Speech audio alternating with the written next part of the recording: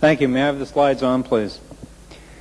We occasionally are sent films to look at by lawyers on which a lung cancer has been missed. And generally, these cancers are missed for one of two reasons. First, they're often missed because they're hard to see.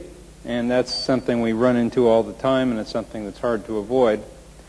But there are also a group of cases we see who have lung cancers in which the diagnosis was not suggested because the patient had an unusual manifestation of lung cancer. That is a manifestation of lung cancer that we don't typically see and we're not used to seeing and we're not used to thinking about.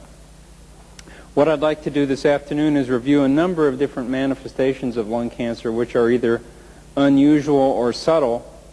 And I'd like you to alert you to these so that you can keep them in mind when you're reading your films.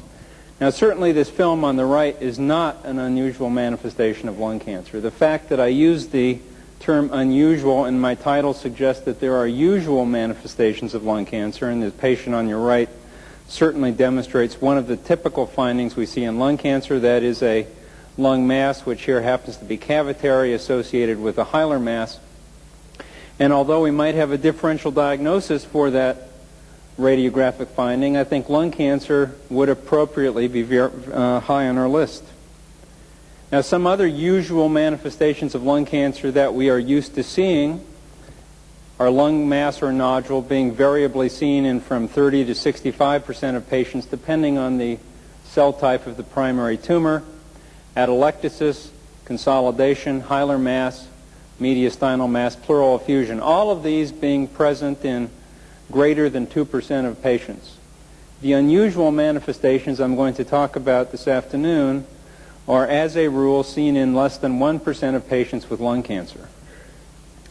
Now, according to Webster, no relation, the definition of subtle can be one of three different things. First of all, subtle means so slight as to be difficult to detect, and I think this is the definition we're used to using. Again, I'm not going to be talking about that sort of subtle lesion today. Subtle also means clever or characterized by ingenuity or keen thought. Now, because I include lung cancer in the differential diagnosis of a number of these findings we're going to talk about, that makes me, by definition, clever. That's the kind of thing I like to talk about. Now, if you include lung cancer in your differential of these things, you can be clever too. Now, this is a patient who presents with an X-ray clearly showing an anterior mediastinal mass, easy to see and define using a number of the criteria that Barry talked about in the last lecture. And seeing this anterior mediastinal mass, we might apply our typical differential for anterior mediastinal masses, including the 4 T's, etc.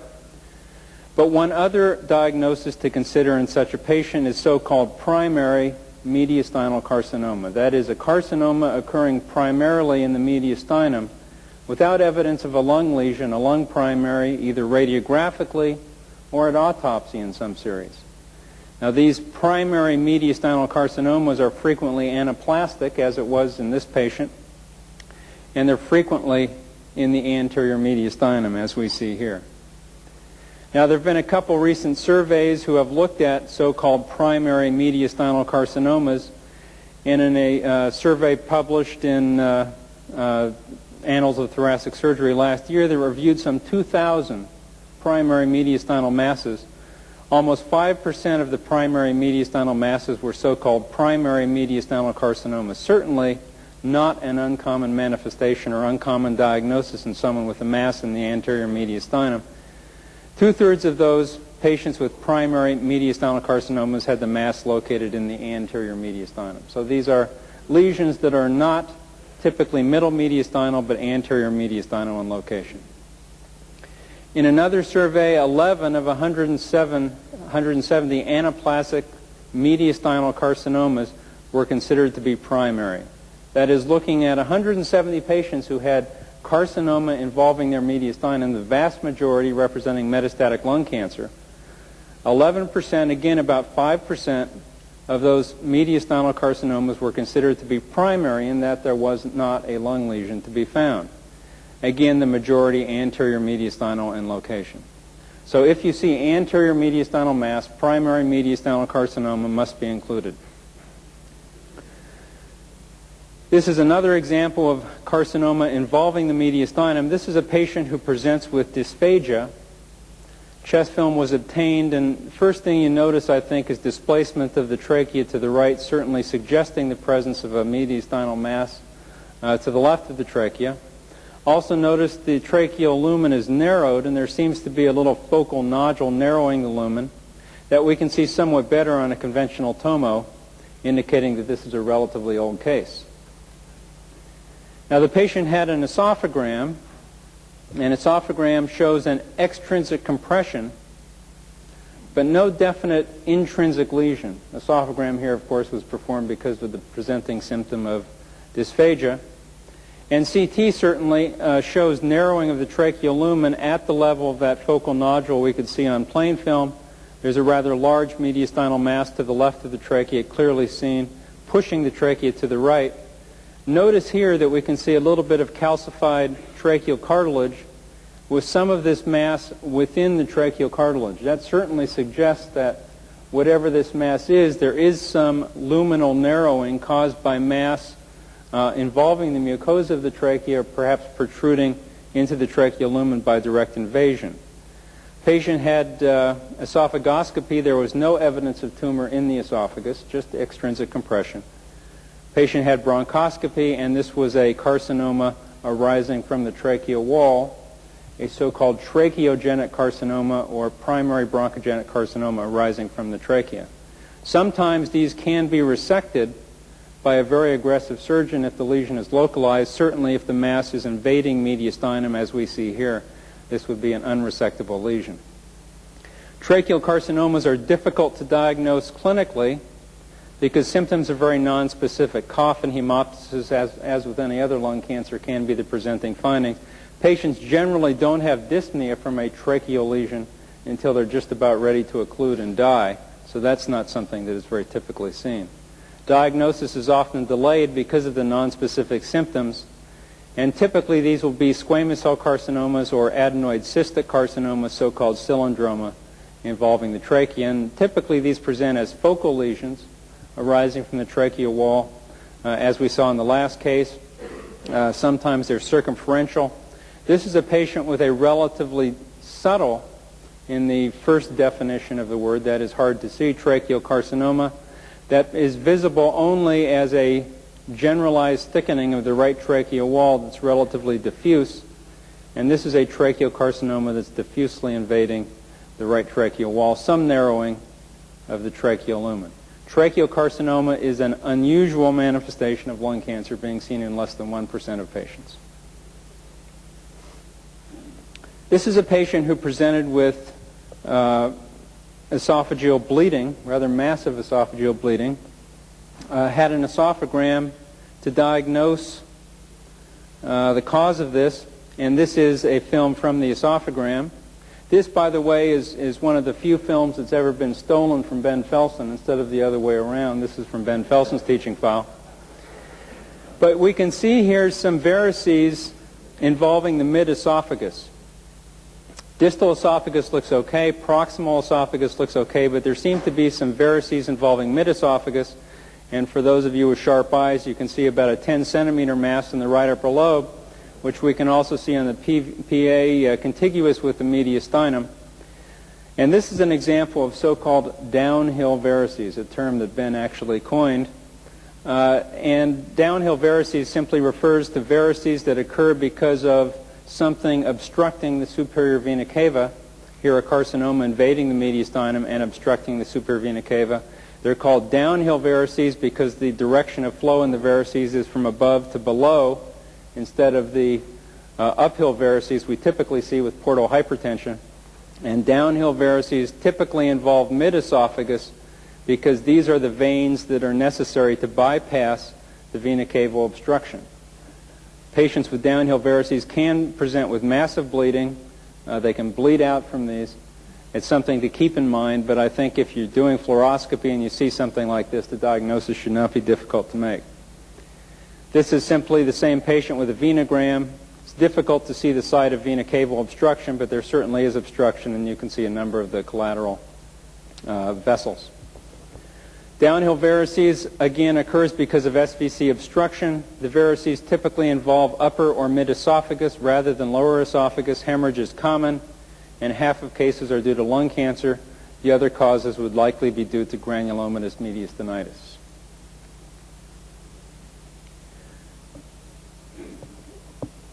Now, lung cancers can occasionally be recognized because of bronchial wall thickening. Now, pathologically, lung cancers thicken bronchial walls, and that's easy to understand.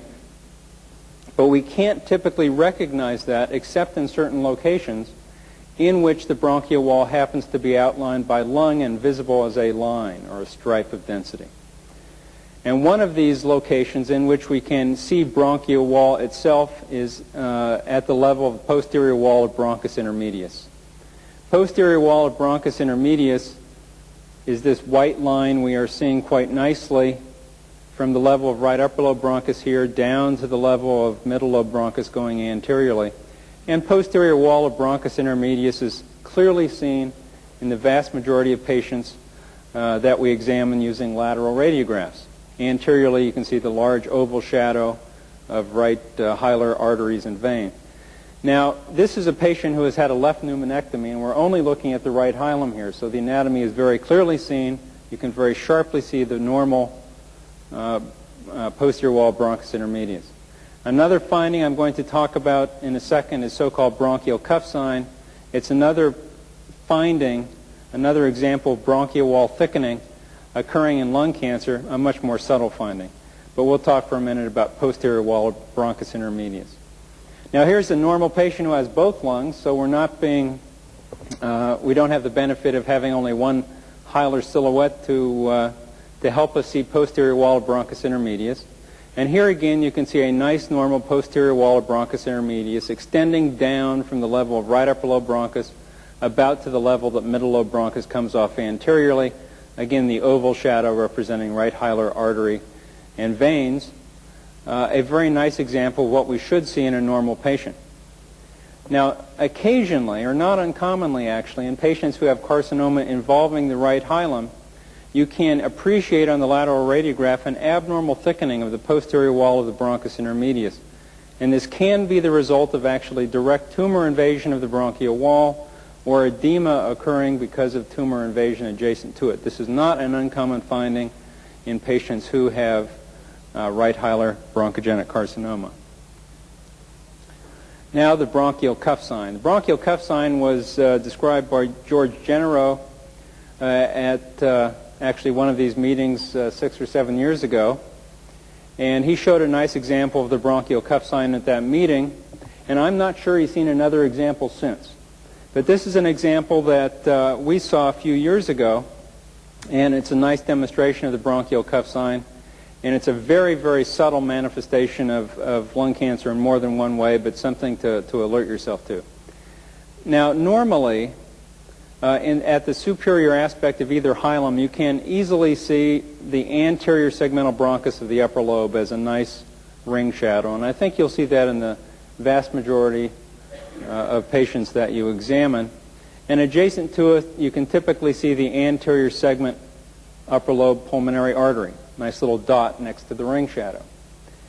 Now, occasionally in patients with lung cancer, because of infiltration of that bronchial wall or infiltration of the hilum adjacent to that, you begin to lose definition of that bronchus and also lose definition of the adjacent pulmonary artery. And this is a baseline film in a patient.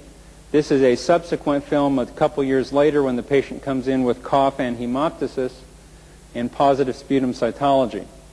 Now, we're suspecting a bronchogenic carcinoma here because of the, or we know there's a bronchogenic carcinoma because of the positive cytology. Otherwise, I don't think we'd call anything abnormal. But in looking very carefully at this film, looking for the primary carcinoma, notice that the definition of that bronchus is less well defined than it was on the baseline film, and the artery next to it has sort of disappeared. You can't really make out its margins. This is the so-called bronchial cuff sign, very, very subtle manifestation of lung cancer, but one, if you one you can make use of if you have a strong suspicion of disease. Now, this is a CT that was done at in this patient, and that lesion actually was suspected on the basis of the plain film. The carcinoma is anterior in this location at the level of the anterior segmental bronchus. This is the anterior segmental artery that we were losing definition of. Here's the same level with a mediastinal window and contrast injection. You can see this small carcinoma just medial to the anterior segmental bronchus of the upper lobe. As you know, lung cancers commonly present with findings of bronchial obstruction, and most typical is atelectasis. Certainly atelectasis is a usual finding in lung cancer, not unusual in any way. Mucus plugging, however, is not typically seen with lung cancers, nor is air trapping. And both of these findings, which are evidence of bronchial obstruction, can occasionally be seen in patients with lung cancer, and you should not mistake this sort of thing for something benign. You should not assume that you're seeing a benign lesion simply because you are seeing mucus plugging and air trapping distal perhaps to a mucus plug. This is a patient who presents with a rather large density at the left hilum. I think on the basis of the plain film you certainly might suspect that there's mucus plugging here with this rather sausage-shaped density and maybe a couple other densities extending out into the lung parenchyma. Also notice that the left upper lobe is somewhat hyperlucent and hypovascular, a finding that could indicate air trapping and go along with mucus plugging and bronchial obstruction. And with this appearance, mucus plugging, hyperlucent left upper lobe, you might be led to make the diagnosis of congenital bronchial atresia, which commonly occurs in this location, so-called mucocele of the bronchus. But this, in fact, is a bronchogenic carcinoma with mucus accumulating distal to the obstructing carcinoma. Tomogram shows the very large mucus plug in the left hilum, some plugs extending out laterally. An expiratory view shows air trapping in the left upper lobe. Air trapping and mucus plugging occurring in a patient with lung cancer, certainly an unusual but possible manifestation of lung cancer. Another example, this one a little less pretty but more typical of the kind of mucus plugging you can see in patients with lung cancer. This patient has a lesion obstructing the left lower lobe bronchus. You can see some ill-defined density at the left base, but a few things peripherally in the left lower lobe that have the appearance of mucus plugs, being somewhat ropey in their appearance. And this indeed was mucus accumulating in several peripheral bronchi distal to a proximal obstructing lesion.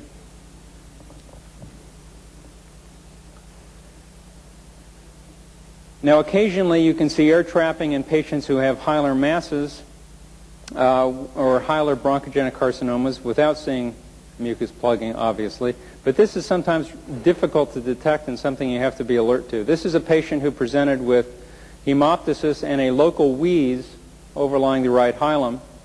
And it's very difficult to see on the plain film, and in fact it was not detected, but there is a endobronchial carcinoma here involving proximal right main bronchus. Very difficult, I think, to appreciate on the plain film.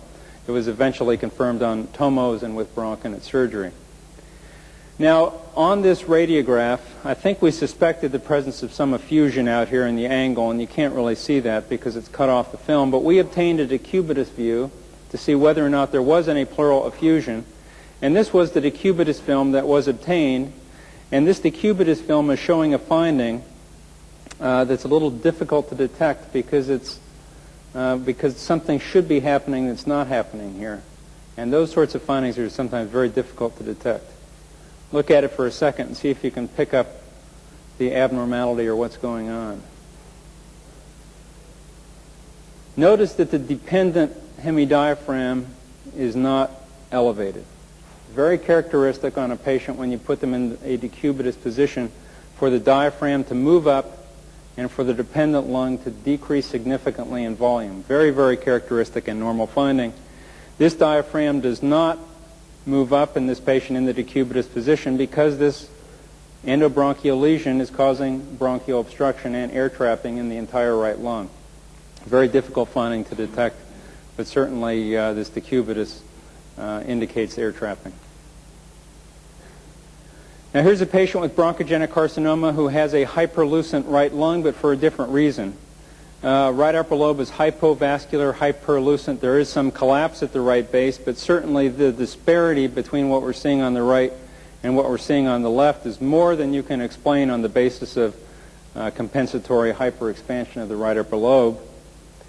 Certainly this could be a carcinoma involving right hilum and obstructing the pulmonary artery, decreasing perfusion to the right lung.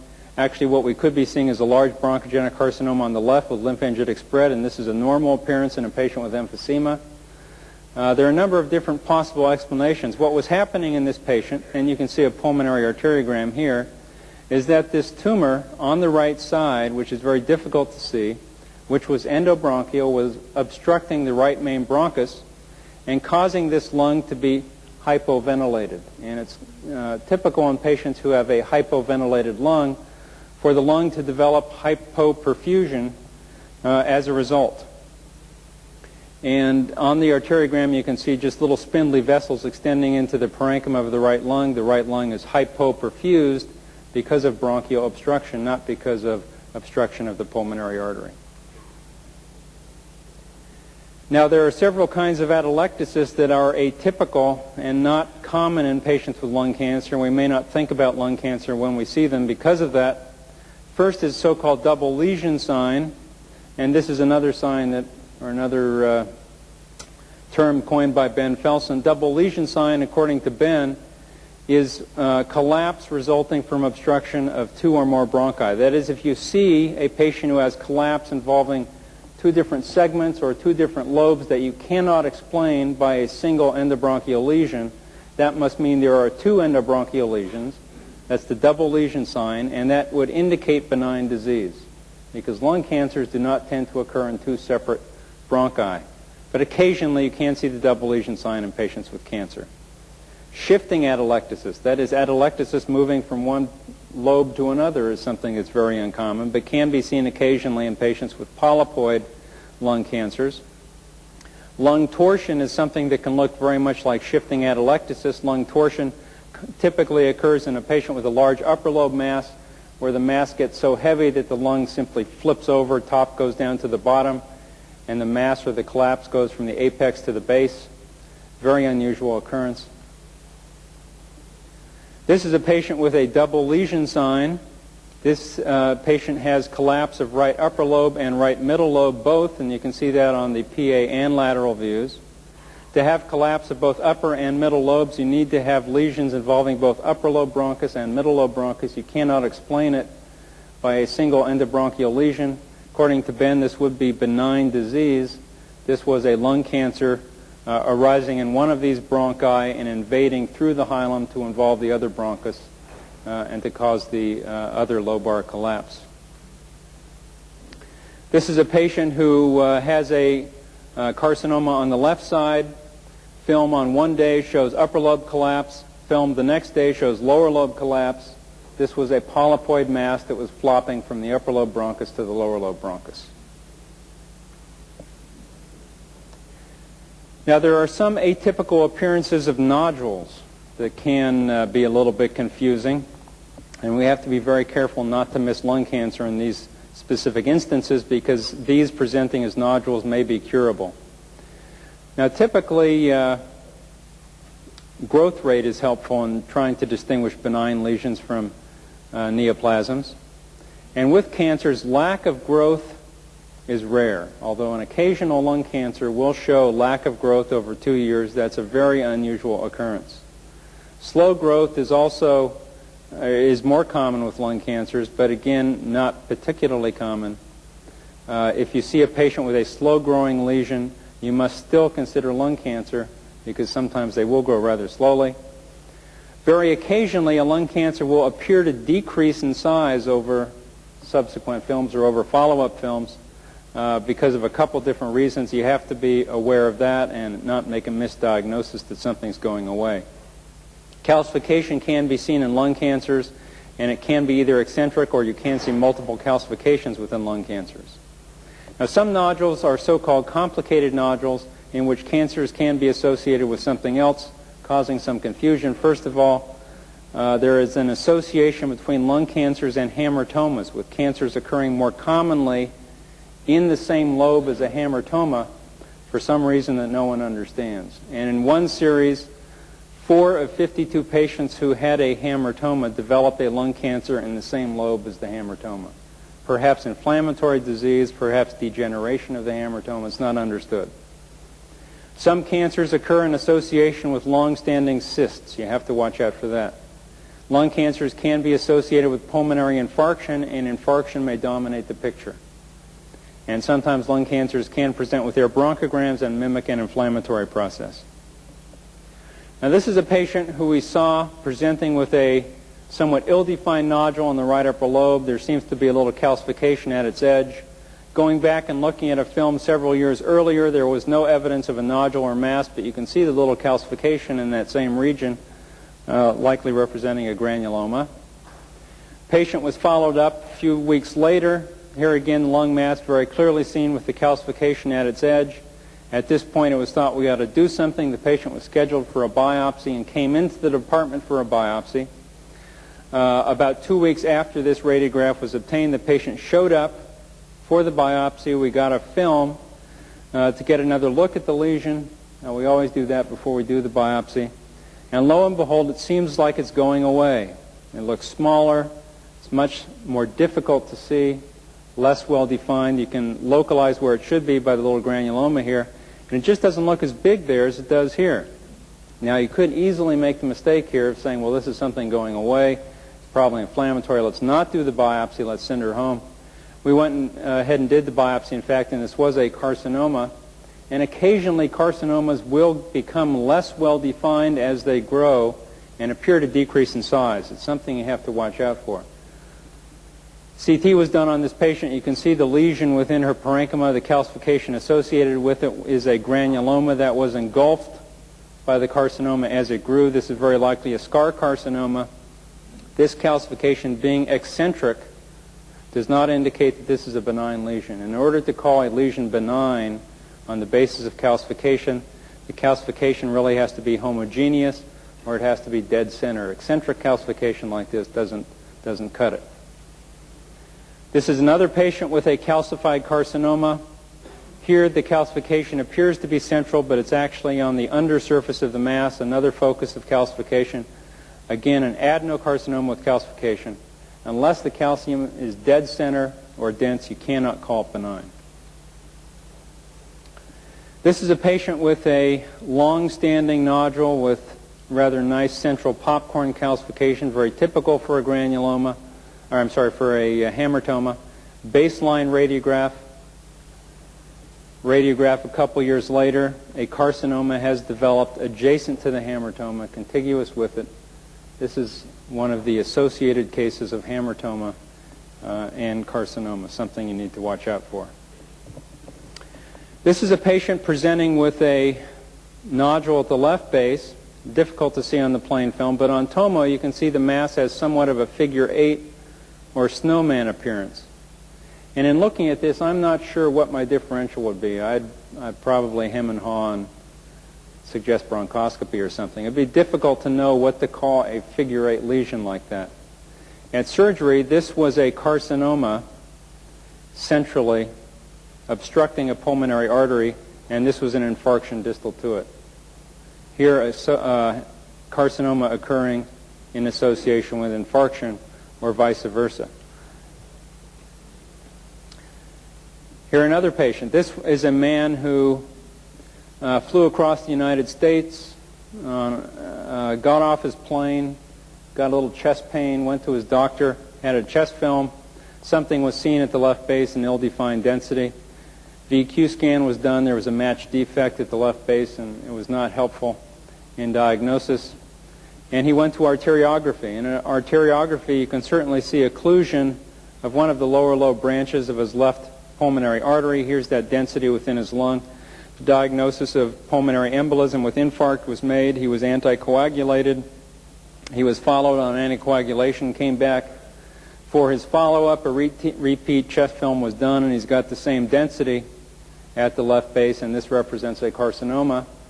The carcinoma invading and obstructing the pulmonary artery branch. So carcinomas can present with infarction or present as infarction because of obstruction of the pulmonary artery. As I said, carcinomas occasionally can present in patients with long-standing cysts in the region of the cyst, in the cyst wall, probably again as a result of inflammation. This is a patient with a long-standing cyst at the right base, a very thin-walled, benign-looking, very likely post-infectious cyst. This had persisted for years and years, unchanged. Patient came back for a routine X-ray, and you can see there is now a mass or a density adjacent to the medial aspect of this. The wall of the cyst is becoming abnormally thick, certainly compared to the old radiograph, with a little bit of a focal nodule at the top. And over subsequent radiographs, this becomes thicker and thicker and eventually fills in, and this indeed is a carcinoma associated with a pre-existing benign inflammatory cyst. Okay, that will conclude my remarks. What I have tried to do is review a number of different manifestations of lung cancer, which are a little bit unusual, or which you need to think about a little bit before you can easily make the diagnosis of lung cancer. Things to keep in mind. Perhaps you will occasionally see a case. Thank you very much.